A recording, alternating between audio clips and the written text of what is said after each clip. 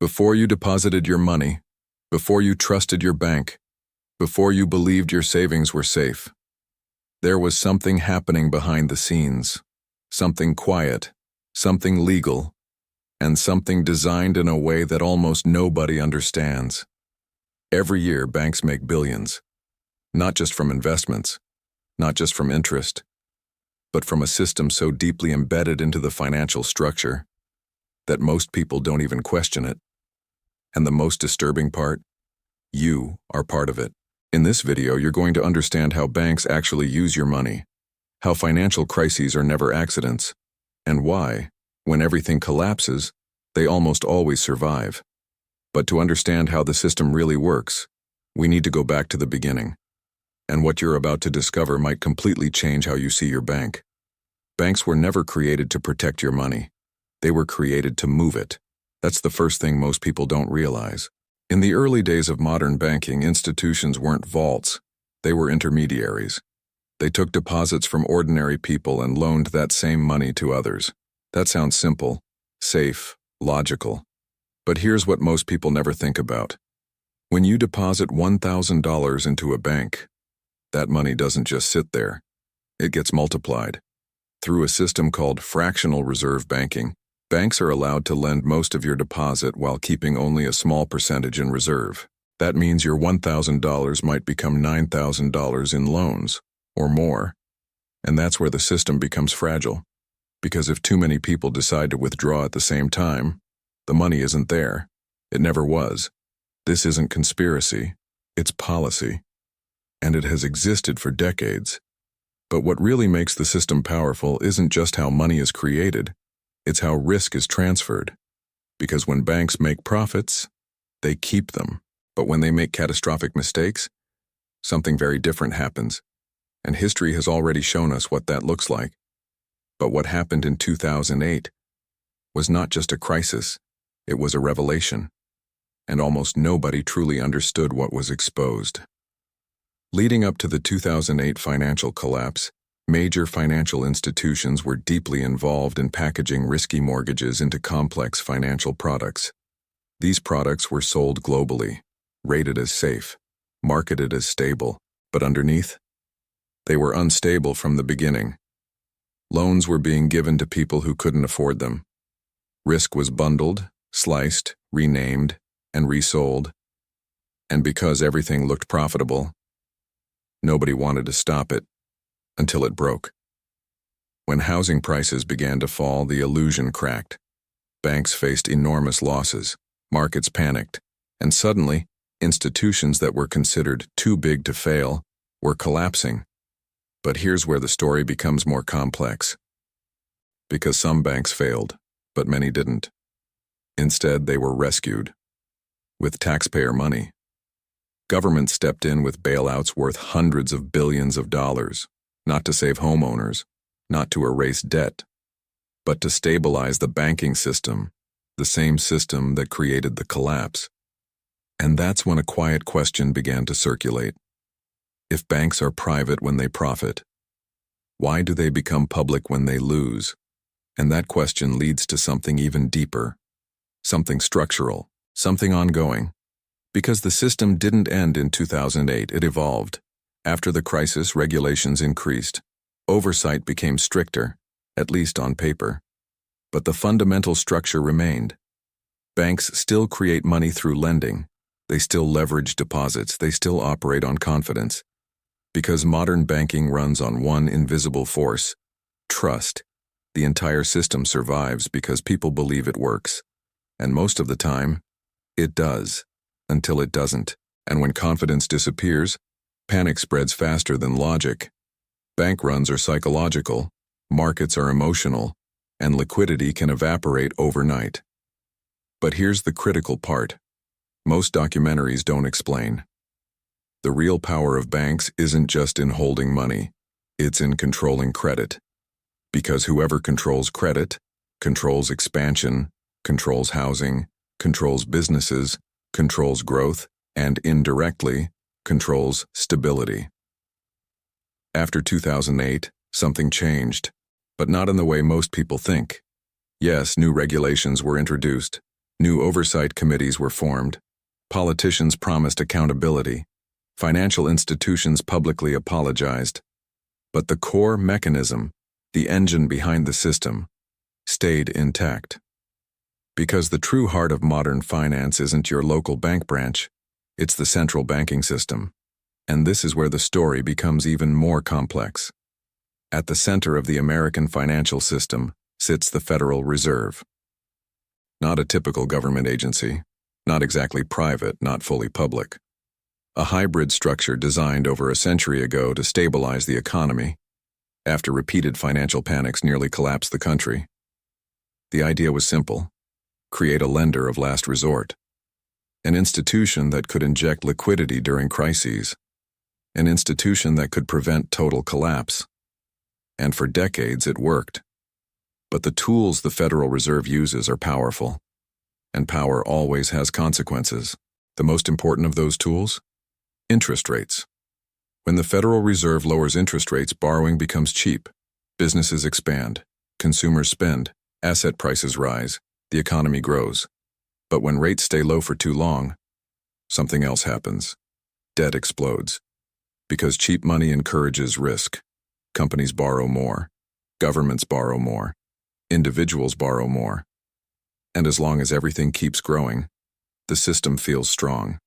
But growth fueled by debt is fragile, because debt must be repaid, or refinanced, or inflated away. And this is where another invisible mechanism enters the picture. Money creation. During crises, central banks don't just lower interest rates, they create money. Digitally, through a process often called quantitative easing. They purchase government bonds and financial assets, injecting liquidity directly into the financial system. On paper, it's stabilization. In practice, it reshapes the economy. Asset prices rise. Stock markets recover. Large institutions regain stability.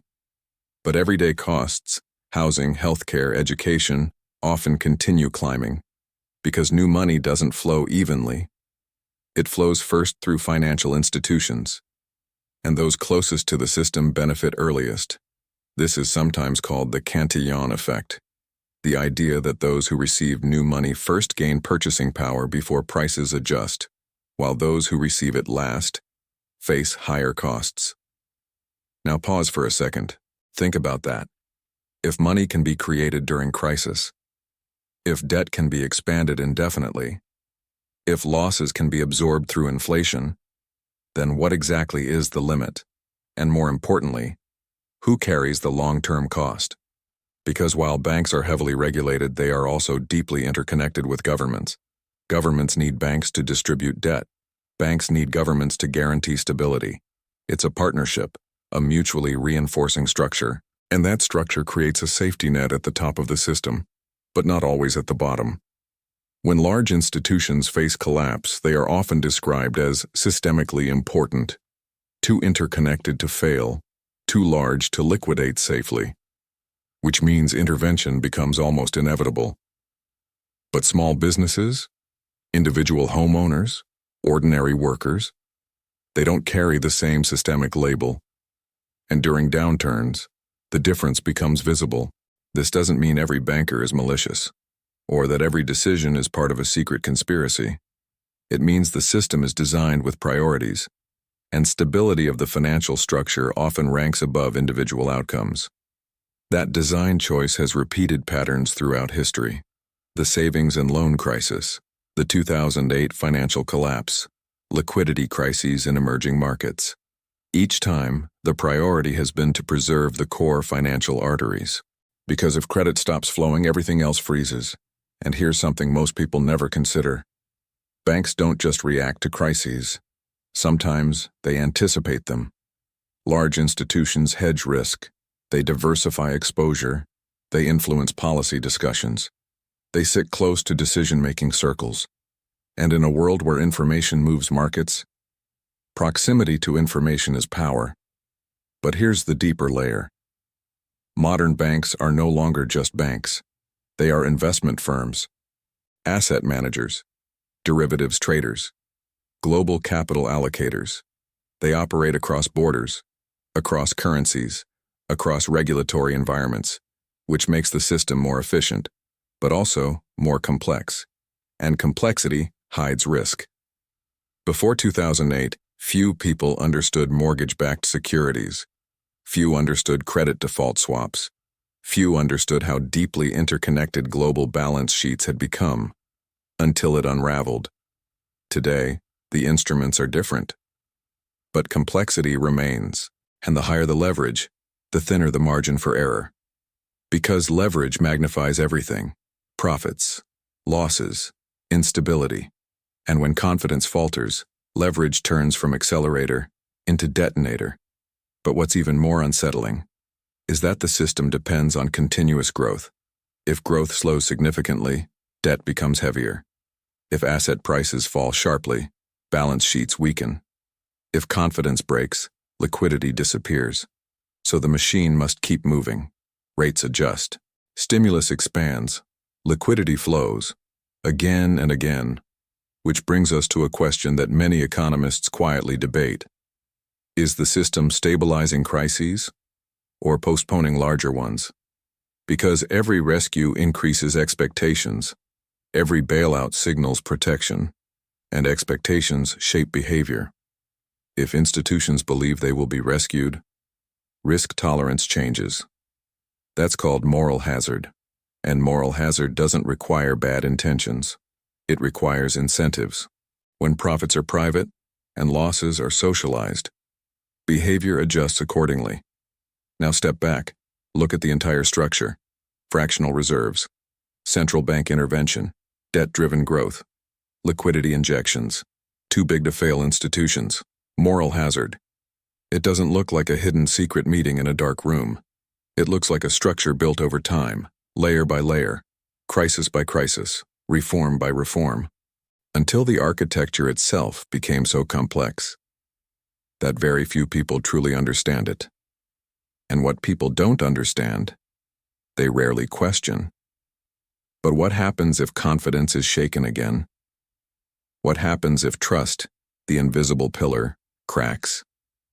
Because banking at its core is not about money. It's about belief. Belief that deposits are safe. Belief that credit will flow. Belief that currency holds value. If that belief weakens, the entire structure feels it. And history shows us something uncomfortable. Financial systems don't usually collapse slowly. They appear stable, until suddenly, they aren't. But the real question isn't whether banks are evil or whether the system is corrupt. The real question is this: is the current structure sustainable long-term, or is it dependent on constant intervention to survive? Because if a system requires permanent stabilization, is it truly stable or carefully balanced? And that's where the discussion moves into even more controversial territory. Digital currencies, central bank digital money, increased financial surveillance, greater integration between technology and banking. Because when systems evolve, they adapt, and adaptation often increases control. The next phase of global finance may look more transparent, more efficient, more digital, but possibly more centralized. And the deeper question becomes, are we moving toward greater financial freedom or greater structural dependency? And the answer is not simple. If you look only at headlines, the system seems resilient. Markets recover, banks report profits, institutions expand. But underneath, debt levels globally are higher than ever before. Government balance sheets are stretched, and financial markets are more interconnected than at any other time in history, which means shocks travel faster, and consequences spread wider. The scheme isn't a secret blueprint hidden in a vault. It's a set of incentives, a structure of interdependence, a design that prioritizes systemic continuity above all else. And that design has one critical requirement: participation. Your deposits, your loans, your mortgage, your retirement fund, your trust. Without participation, the system shrinks. With participation, it expands. And most people participate without ever examining the architecture, not because they are naive, but because the system is complex by design. The deeper you look, the more you realize it's not about a single villain, it's about structure. And structures are harder to confront than individuals, because you can arrest a person, you can prosecute a CEO, you can fine an institution. But changing a structure requires something far more difficult: redesign. And redesign creates instability, which is exactly what the system was built to avoid. So instead, it adapts, it patches, it stabilizes, it grows again, until the next shock, and the next, and the next. The question isn't whether banks are secretly plotting against society. The question is whether the architecture of modern finance distributes risk fairly, whether incentives align with long-term stability, and whether transparency truly exists at the level most people assume. Because once you start asking those questions, you can't unsee the patterns. And maybe that's the real secret. Not that banks are hiding something dramatic, but that the system works exactly as designed. And most people were never meant to understand how.